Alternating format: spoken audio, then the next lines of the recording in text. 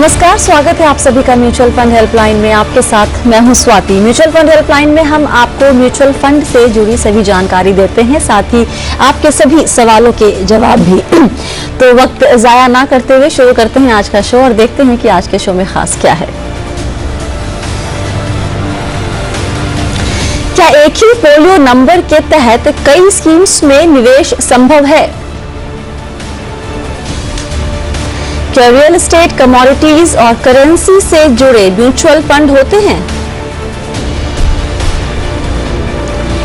Bank of India Axa credit risk fund में negative return क्या निकलना चाहिए या फिर कुछ दिन और इंतजार करना चाहिए?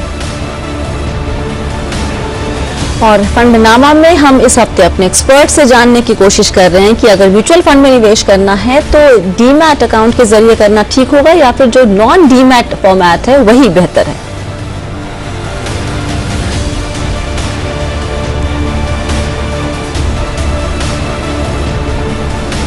और आज आपके सवालों के जवाब देने के लिए हमारे साथ स्टूडियो में मौजूद हैं रुंटा सिक्योरिटीज के सर्टिफाइड फाइनेंशियल प्लानर हर्षवर्धन रुंटा। हर्ष, बहुत बहुत स्वागत है। नए साल की शुभकामनाएं। नया साल किस नोट पे शुरू किया है, क्या प्रण लिया है आपने इस साल के लिए? आई थिंक हम सिर्फ हेल्दी रहें और अपनी एसेट्स को मैनेज अच्छी तरह कर लें। आई think that is good enough. Wow. और 2020 से जिंदा बाहर आ गया। आई think that by itself is a good thing. Totally agree. चलिए यहाँ पर हम सवाल जवाब का सिलसिला शुरू करते हैं। हमारे साथ अंकुर मेहरोत्रा जी का सवाल लेते हैं। अंकुर जी का सवाल ऐसा सवाल है जो हमसे बीते कुछ दिनों में हर्ष कई दफा पूछा गया है कि अगर म्यूचुअल फंड में मुनाफा हो रहा है तो क्या वहां पर प्रॉफिट बुक करना सही है? ये जो स्ट्रैटेजी अपनाते हैं वो है कि जब मार्केट गिरता है, बाजार की गिरावट पर ये एक मुश्त निवेश करते हैं और ये हर महीने बेसिकली एसआईपी नहीं करते हैं। ये भी लिखा है कि पैसे की हालांकि जरूरत नहीं है।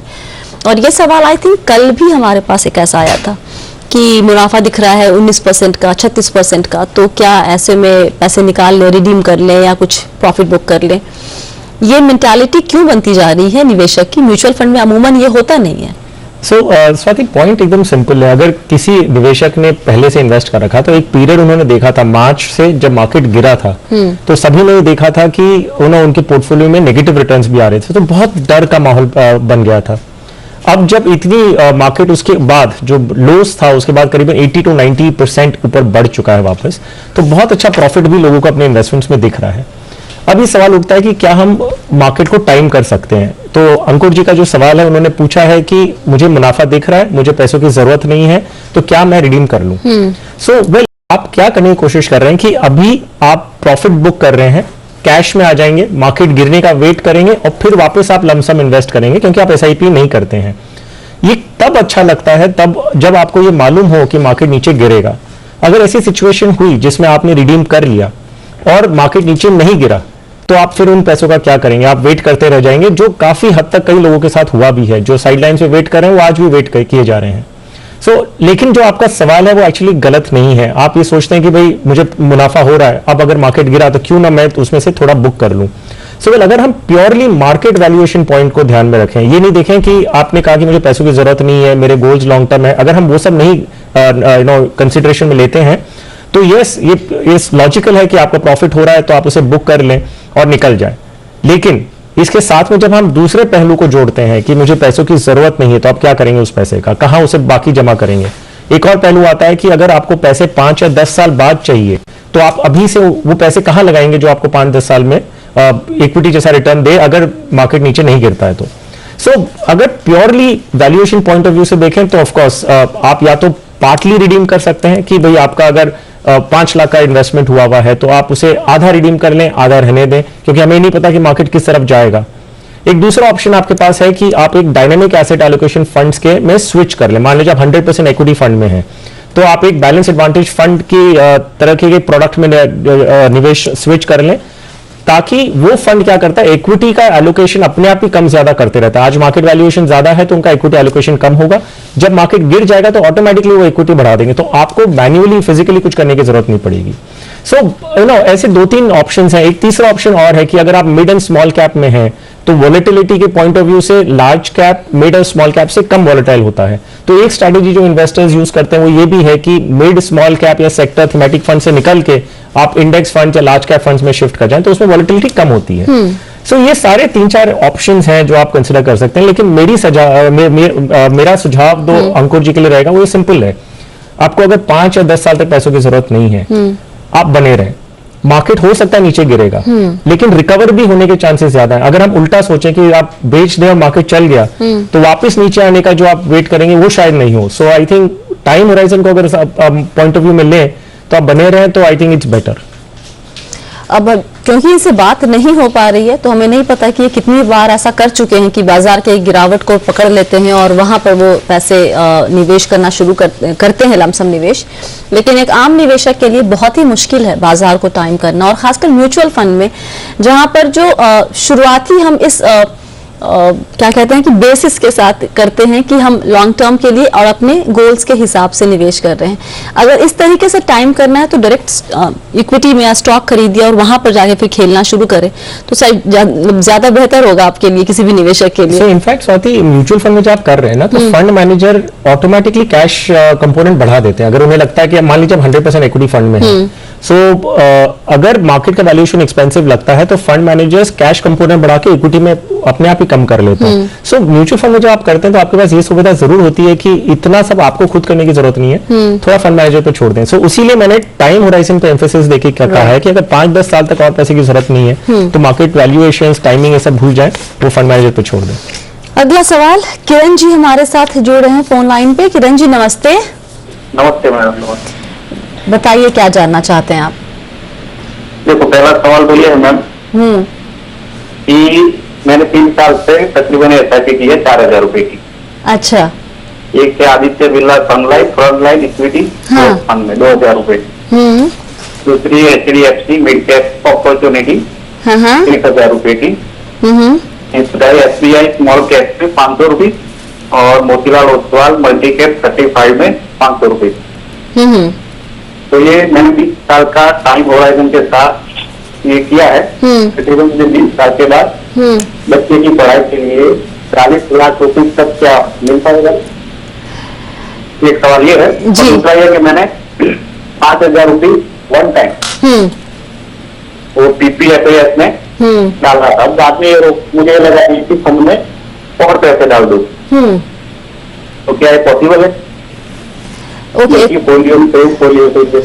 ओके, आपने, आपका जो मेल आया था हमारे पास उसमें आपने एक ही सवाल भेजा था, और आपने जिस दिन, हर्ष मैं कैलकुलेटर लेकर नहीं आती हूँ स्टूडियो में, उसी दिन ऐसा सवाल आता है जहाँ पे आपको कैलकुलेशन करने की जरूरत है। तो ये काम तो आप करेंगे कि ये इनका जो लक्ष्य है आपको लगता है पहले पूरा हो सकता है या नहीं? वेल, जितना मैं समझ पाया हूँ ये करीबन 5000 की SIP कर रहे हैं, ये सारी स्कीम्स मिला के ओवर 20 ईयर्स इन्हें 40 लाख चाहिए। ऑब्वियसली कैलकुलेटर के बिना हम एक अनुमान ही लगा सकते हैं, तो मुझे लगता है थोड़ा मुश्किल है कि 5000 से आप 40 लाख पूरा इकट्ठा कर लें, बिकॉज उसका कैलकुलेशन हमें एग्जैक्टली करेंगे तब पता होगा। बट इट्स नेवरदलेस जो आप कर रहे हैं for the moment is good, और जितना आप लक्ष्य के पास आए हैं तो उतना ही बेटर है। जो इनका दूसरा सवाल था कि पराग पारेख की स्कीम में इन्होंने एक 5000 की SIP कर रहे हैं और अब उसी स्कीम में लमसम 20,000 करना चाहते हैं, क्या है मुमकिन है? सो किरण जी, सिंपल सी, सॉरी टू इंटरप्ट यू, यहाँ पे किरण जी आप 5000 की SIP नहीं कर रहे हैं, इसमें आपने एक मुश्त निवेश, हाँ आपने दोनों शब्द इस्तेमाल किए हैं, वन टाइम और SIP दोनों, तो हम थोड़े से कंफ्यूज हो गए थे। सो बेसिकली ये वन टाइम इन्वेस्टमेंट है। Okay, so in any case अगर वन टाइम इन्वेस्टमेंट हो या SIP हो, सो सिंपली पहले एक चीज समझिए, जब भी आप कोई भी म्यूचुअल फंड में निवेश करते हैं पहले आपका एक फोलियो नंबर क्रिएट होता है। तो वो फोलियो नंबर, आप मान लीजिए आपका कस्टमर ID हो गया, अब उसी फोलियो के अंदर में आपके पास एक स्कीम ऑलरेडी है विच इज पराग पारेख, आपकी जो लॉन्ग टर्म इक्विटी होगा या जो भी स्कीम में आपने इन्वेस्ट कर रखा है, उसमें आपने या तो SIP की है या लमसम किया है। सो वो एक स्कीम है आपकी अंडर अ फोलियो नंबर। अब उसी स्कीम में आपकी अगर SIP चल भी रही है या आपने लमसम डाला है, उसी में आप एक वन टाइम इन्वेस्टमेंट 20,000 का डेफिनेटली कर सकते हैं, उसमें कोई हर्ज नहीं है। आपको एक अलग से फोलियो नंबर क्रिएट करने की कोई जरूरत नहीं है। इनफैक्ट अगर आप पराग पारेख की कोई दूसरी स्कीम में भी करते हैं, मान लीजिए आप पराग पारेख की लिक्विड फंड में इन्वेस्ट करना चाहते हैं, तो फोलियो नंबर आपका वही रहेगा, एक स्कीम रहेगी उसमें पराग पारेख लॉन्ग टर्म और दूसरी बन जाएगी पराग पारेख लिक्विड फंड। सो आपको दो अलग अलग फोलियो क्रिएट करने की जरूरत नहीं है। जब आप दो अलग स्कीम में कर रहे हैं, यहाँ तो आप वही स्कीम में कर रहे हैं, तो आप डेफिनेटली उसी में ऐड करिए, अलग से फोलियो डेफिनेटली क्रिएट मत करिएगा। ठीक है किरण जी, समझ में आ गई बात? हाँ मैम आ गई। और आपका जो पोर्टफोलियो है आप अलग से मेल कर दीजिए, उसका हम कैलकुलेशन करके फिर से आपसे बात करेंगे कभी। हाँ वही जानना था कि मैंने जो फंड सिलेक्ट किया वो कैसा है, सही है? आप वो मेल कर दीजिए या फिर व्हाट्सएप कर दीजिएगा हमें। ठीक है, अगला सवाल लेते हैं। HB लालवानी जी हमारे साथ जुड़े हैं फोन लाइन पे। लालवानी जी नमस्ते। नमस्कार स्वाति जी। बताइए क्या जानना चाहते हैं सर? मैं एक रिटायर्ड आर्मी ऑफिसर हूँ। ओके। और मेरा इन्वेस्टमेंट इक्विटी म्यूचुअल फंड्स में है और डेट में भी है। इसके अलावा दूसरे एसेट्स में मैं इन्वेस्ट करना चाहता हूँ। तो मैं ये जानना चाहता हूँ कि इंडिया में रियल एस्टेट, करेंसी या कमोडिटीज के कोई म्यूचुअल फंड्स है क्या?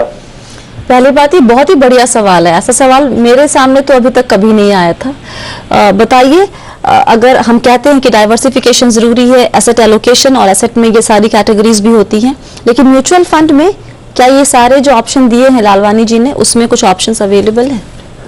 लालवानी जी, आपको अगर रियल एस्टेट में इन्वेस्टमेंट करना है तो आपके पास एक ETF का ऑप्शन है। So real estate investment trust जो रीट्स हैं वो लॉन्च हो गए हैं। 2 रीट्स ऑलरेडी अवेलेबल हैं, सो एम्बेसी ऑफिस पार्क्स और माइंड स्पेस।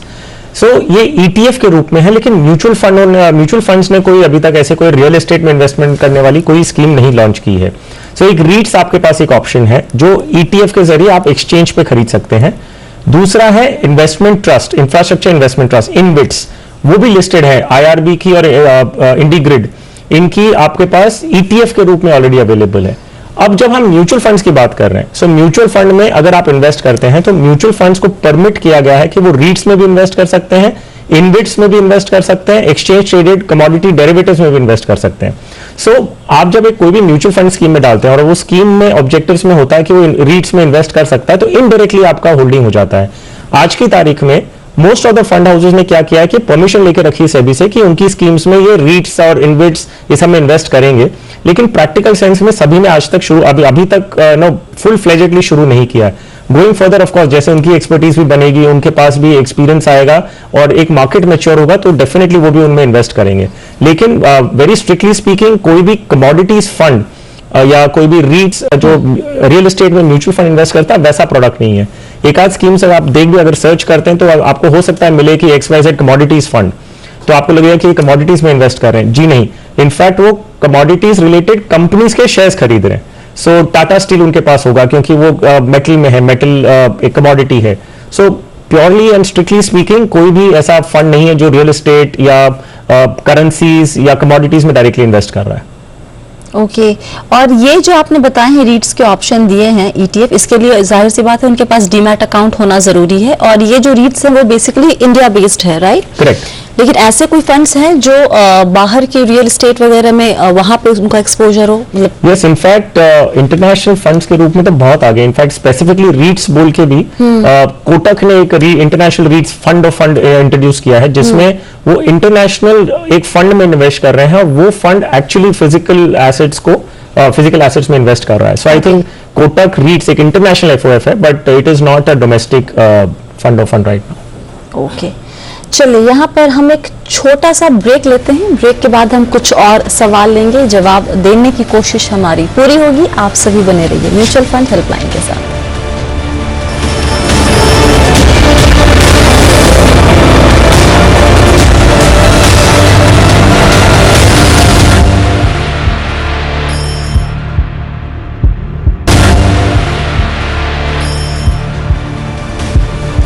स्वागत है आप सभी का एक बार फिर से म्यूचुअल फंड हेल्पलाइन में। आज आपके सवालों के जवाब दे रहे हैं हर्षवर्धन रूंगटा। अगला सवाल हम लेते हैं। अनिल कुमार हमारे साथ फोन लाइन पे जुड़े हुए हैं। अनिल जी नमस्ते। अनिल जी। हाँ जी। आपको आवाज आ रही है? हाँ नमस्कार मैडम। नमस्ते सर। सर आपको तो बहुत नुकसान हो रहा है। हाँ मैडम, इसमें लगा दिया था पैसे, हमने लगाया था मई 17 में। अच्छा। और 5 लाख रुपए लगाया था, लेकिन ये सडनली 23 अप्रैल को जैसी फ्रैंकलिन का हुआ, इसने भी एकदम 50% NAV डाउन कर दिया। ओहो।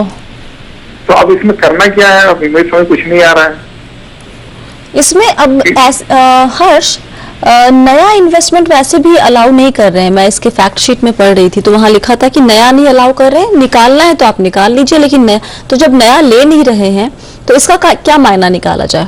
नहीं, नथिंग, आई मीन उनको कोई अपॉर्चुनिटी इन्वेस्टमेंट की दिख नहीं रही है। सिंपल सी पॉइंट है, ये क्रेडिट रिस्क फंड है, इनका अगर हम पोर्टफोलियो भी देखें आज बहुत ही खतरनाक portfolio, so it's a complete D rated portfolio या तो अनरेटेड है। और 60% इन्होंने अभी भी कैश में रख रखा है। सो इनफैक्ट कोई इन्वेस्टमेंट अपॉर्चुनिटी नहीं है, तभी वो कैश में ही है। सो ऑब्वियसली अनिल जी, आपको यही सलाह रहेगी कि आप इसमें से निकल जाएं। आई एम श्योर कि ये बहुत डिफिकल्ट डिसीजन होगा, क्योंकि 5 लाख आपने इन्वेस्ट किया, आज की तारीख में 1.5 या 6 लाख से मिल रहा है आपको। लेकिन आई थिंक इसमें से और फर्दर नुकसान नहीं हुआ आपका, तो इट इज बेटर कि आप अभी इस फंड में से निकल जाएं। और अगर आप अभी निकलेंगे तो इनको एग्जिट लोड भी देना होगा? यस, सो इनफैक्ट क्योंकि अगर ये इन्होंने कहा कि 2 साल कुछ हुआ है इनको इन्वेस्ट करके, तो ये करीबन 2% एग्जिट लोड है अगर आप 2 साल के अंदर विड्रॉ कर रहे हैं। मई 17 में आपने कहा निवेश किया अनिल जी, राइट? हाँ जी, मई 17 तो हो गए 3 साल इनफैक्ट। 3 साल तो अब शायद एग्जिट लोड नहीं लगेगा इसमें, but in any case exit load लगे ना लगे, आई think that is a very small part. 2% he after all जो भी आपकी करंट वैल्यू है उसका लगेगा, नॉट दैट आपके 5 लाख पे लगने वाला है। सो 1.5 लाख की जो वैल्यू है उस पर 2% लगेगा। But I think exit load को एक बार आप ध्यान में रखें मत, पोर्टफोलियो को देखें विच इज प्रेडोमिनेंटली एक तो कैश में है, और दूसरा जितना भी इन्वेस्टेड है 40% वो भी डी रेटेड पेपर्स हैं जो डिफॉल्ट रेटेड है, और बाकी अनरेटेड है। So I think it is very sensible कि आप अभी लॉस बुक करके उसमें से निकल जाएं। फंड के रिवाइव होने का चांस यहाँ पर एकदम नहीं। इनफैक्ट अगर कुछ इन्वेस्टमेंट अपॉर्चुनिटी उनको लगती तो 60% कैश में नहीं होता ना, वो भी कहीं ना कहीं इन्वेस्ट कर दिए होते वो, और फ्रेश इन्वेस्टमेंट ले भी नहीं रहे। दैट्स अनदर इंडिकेशन कि उन्हें ये स्कीम इनफैक्ट जब रिडीम हो जाएगा, I don't think they will even continue with this. अगला सवाल सौरभ दत्ता जी हमारे साथ हैं कोलकाता से। सौरभ जी नमस्ते। नमस्ते, बताइए, आप Motilal Oswal Nasdaq 100 ETF fund में निवेश करते हैं, राइट? हाँ जी, हाँ। एक्चुअली मेरा इन्वेस्टमेंट हर एक महीने में ही कोई ना कोई स्टॉक में होता है। तो हम लोग कभी मतलब ऐसे ऑप्शन जैसे इंडियन मार्केट से तो ऐसे अमेज़न या फिर एप्पल या फिर गूगल ये सब तो हम लोग इन्वेस्ट नहीं कर सकते। तो इसीलिए मैंने कुछ रिसर्च किया था कि मतलब ये ऐसा कुछ ETF है जो कि मतलब नैस्डैक 100 में वो मतलब इन्वेस्टमेंट होता है। तो इसी हिसाब से हम लोग शुरू किए थे। तभी मतलब चल रहा है, लेकिन मतलब बहुत सारे ऐसे फ्रेंड्स वगैरह बहुत सारे ऐसे सजेशंस बोल रहे हैं कि मतलब एक ही जगह पे आप रेगुलरली इन्वेस्ट करते हैं तो थोड़ा डाइवर्स करना चाहिए। तो आपके पोर्टफोलियो में सिर्फ यही एक फंड है क्या? नहीं, एक्चुअली मेरा तो स्टॉक्स भी है, जैसे इक्विटी में आप डायरेक्टली भी करते हैं? इक्विटी में जो स्टॉक्स होता है वो भी है, और ये भी है। म्यूचुअल फंड में सिर्फ यही आप अभी लेके चल? हाँ जी, हाँ, राइट। बताएं हर्ष, क्या करना चाहिए? अगर प्रोफाइल हम समझें सौरभ की, बहुत सिंपल है कि इंडियन इक्विटीज में इन्वेस्ट करें, क्योंकि वो एक एक्सचेंज पे लिस्टेड है, आप शेयर्स खरीद पा रहे हैं। जी। डाइवर्सिफिकेशन पॉइंट ऑफ व्यू से अगर आपको कोई इंटरनेशनल स्टॉक्स खरीद रहे हैं तो ऑब्वियसली आप डायरेक्टली शेयर्स नहीं खरीद पा रहे, तो आप ये नैस्डैक 100 फंड के जरिए आप वो स्टॉक्स ओन कर रहे हैं। I think it's very normal, उसमें कोई दिक्कत नहीं है। और आप जो बोल रहे हैं कि आपके फ्रेंड्स कह रहे हैं कि आप उसी एक ही फंड में कर रहे हैं तो डाइवर्सिफाई क्यों नहीं करते, लेकिन आपको समझना है कि अगर आप 40,000 रुपया भी डाल रहे हैं इसमें, तो वो 40,000 रुपया आपकी नैस्डैक 100 की जो कंपनीज हैं, करीबन 100 कंपनियां हैं, उसमें आपके पैसे जा रहे हैं, तो पैसा डिवाइड हो रहा है in any case. So Nasdaq 100 जो है वो एसेंशियली टेक्नोलॉजी ड्रिवन है, मतलब उसमें टेक्नोलॉजी कंपनीज का बहुत ज्यादा वेटेज है।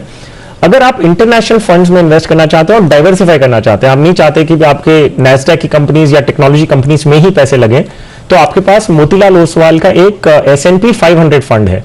ये एक थोड़ा ब्रॉडर इंडेक्स फंड है जिसमें आपको नॉन टेक्नोलॉजी रिलेटेड कंपनीज भी मिलेगी, और एक्चुअली ये जो S&P 500 इंडेक्स है ये रिप्रेजेंट करीबन 80% of the American equity market by capitalisation उसको रिप्रेजेंट करता है।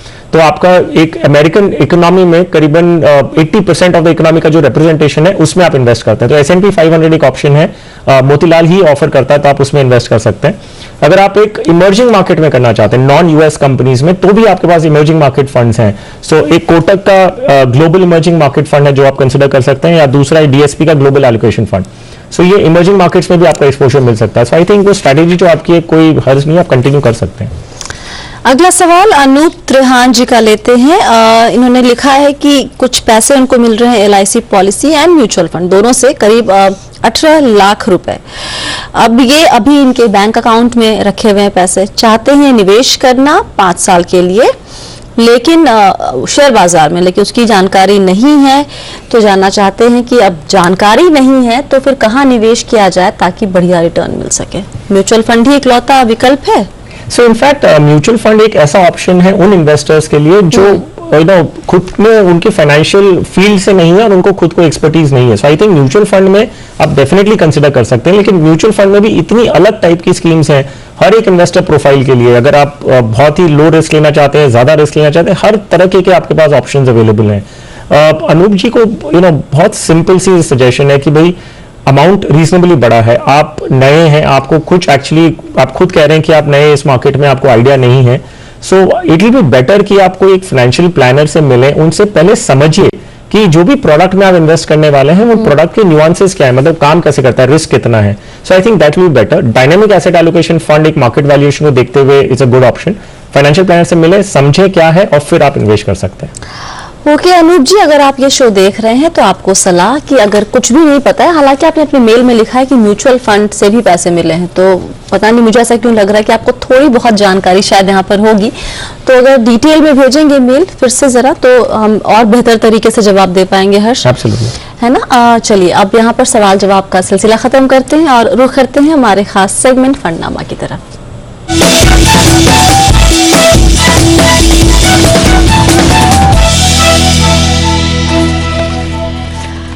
फंडनामा में इस हफ्ते अपने एक्सपर्ट से हम ये जानने की कोशिश कर रहे हैं कि म्यूचुअल फंड में जो निवेश के तरीके हैं, जरिया है, एक आप डीमैट अकाउंट के थ्रू भी कर सकते हैं, आप नॉन डीमैट अकाउंट के थ्रू, ज्यादातर लोग वही करते हैं, लेकिन ज्यादा आसान क्या है, क्योंकि आजकल बहुत लोग डीमैट के थ्रू ऐसे हैं सर्विस प्रोवाइडर्स जो आपको ये ऑप्शन दे रहे हैं करने के लिए, तो दोनों के प्रोज एंड कॉन्स क्या है हर्ष?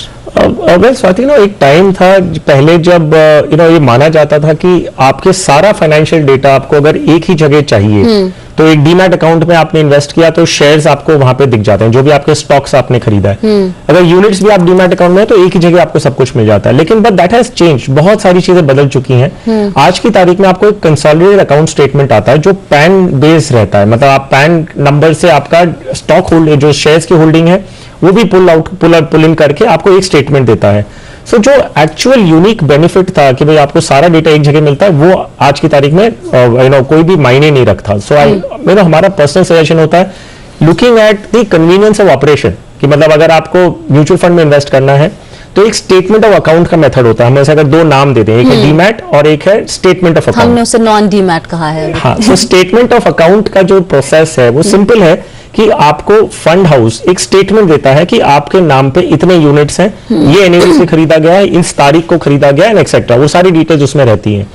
तो अगर स्टेटमेंट ऑफ अकाउंट बेसिस पे आप खरीदते हैं, वो इन ऑल रिस्पेक्ट्स ऑनलाइन ही है। ऐसा नहीं कि फिजिकल आपको कोई यूनिट सर्टिफिकेट आपके हाथ में आ रहा है जो आपको रिडीम करना है, वो वैसा नहीं है। यूनिट यूटीआई के टाइम पे हुआ करता था, बट शेयर सर्टिफिकेट की तरह यूनिट स्टेटमेंट आता था, but that is not applicable any more. So अगर आप उसकी दूसरी फायदे देखें, सिंपल सी पॉइंट है, आज की तारीख में अगर आपको अपना हिस्टोरिकल डेटा निकालना है, हमने कई कॉलर से बात किया जो 5 साल से इन्वेस्ट कर रहे हैं, 3 साल से इन्वेस्ट कर रहे हैं। मान लीजिए आज की तारीख में आपको वो हिस्टोरिकल डेटा निकालना है कि भाई मैंने पहले कब इन्वेस्ट किया था और किस एनएवी पे एक्सेट्रा। आप अगर स्टेटमेंट ऑफ अकाउंट बेसिस पे कर रहे हैं तो फंड हाउस सारा डेटा अपने पास रख रखा है। तो आप फंड हाउस के कॉल सेंटर पे फोन करें, उन्हें कहें कि सिंस इंसेप्शन, जब से मैंने इन्वेस्ट करना शुरू किया, मुझे कंसोलिडेटेड स्टेटमेंट भेज दीजिए। तो आपको वो पूरा स्टेटमेंट भेज देंगे जिसमें आपको 5, 10 या 20 साल का भी डेटा मिल जाएगा। अगर डीमैट मोड में है तो फंड हाउस के पास वो डेटा नहीं रहता, क्योंकि आपके यूनिट्स डीमैट अकाउंट में क्रेडिट हो चुके हैं। आपको अपने ब्रोकर से लेना होगा, या वो डेटा आपको यूनिट्स तो दिख जाएंगे आपके होल्डिंग स्टेटमेंट में, लेकिन कब खरीदा था, कितनी एनएवी में खरीदा था, वो आपको या तो मैन्युअली मैनेज करना पड़ेगा, या अगर ऑनलाइन ब्रोकर्स हैं वो आपको दे सकते हैं। लेकिन ये प्रॉब्लम फिर से आएगी अगर आपने ब्रोकर चेंज कर लिया। आपने यूनिट्स खरीदे थे मान लीजिए XYZ ब्रोकर से, जो एक ऑनलाइन ब्रोकर है, उन्होंने सारा डेटा ऑनलाइन दे रखा है। जब आप ब्रोकर स्विच कर लेंगे तो वो डेटा ना ही फंड हाउस के पास मिलेगा, ना ही पुराना ब्रोकर दे पाएगा आपको जी। सो इन ऑल रिस्पेक्ट्स ऑपरेशनली अगर हम देखें तो इट इज बेटर कि आप स्टेटमेंट ऑफ अकाउंट के बेसिस पे जाएं, ना कि डीमैट पे। एक बहुत इंपॉर्टेंट पॉइंट है कि डीमैट में अगर आपके पास है तो आप सिस्टमैटिक ट्रांसफर प्लान या सिस्टमैटिक विड्रॉल STP या SWP नहीं कर पाते। सो ऑल इन ऑल आप नॉन डीमैट में रखेंगे या एसओए जो स्टेटमेंट ऑफ अकाउंट मेथड है वो ज्यादा कन्वीनियंट और इजी है आपके लिए। तो अभी तक ये राय हमने 3 एक्सपर्ट से पूछी है और मोटे तौर पे यही निकल कर आ रहा है कि आप नॉन डीमैट जो फॉर्मेट है उसके थ्रू अगर निवेश करेंगे तो ज्यादा आसान रहेगा आपके लिए। बहुत बहुत शुक्रिया हर्ष आज सभी सवालों के जवाब देने के लिए। और फिलहाल के लिए शो में इतना ही, लेकिन अगर आप भी चाहते हैं अपने सवाल के जवाब हमारे पास भेजना तो आपको जहां सवाल भेजना है वो डिटेल्स आपकी स्क्रीन पर है। सवाल जब भी भेजते हैं तो प्लीज अपना नाम और नंबर लिखिए, हमसे बात करें और अपने सवाल को जरा अच्छे से समझाएं ताकि हम उसको सही तरीके से एड्रेस कर सके आपके सवाल को। फिलहाल के लिए इतना ही, बने रहिए जी बिजनेस के साथ। नमस्कार।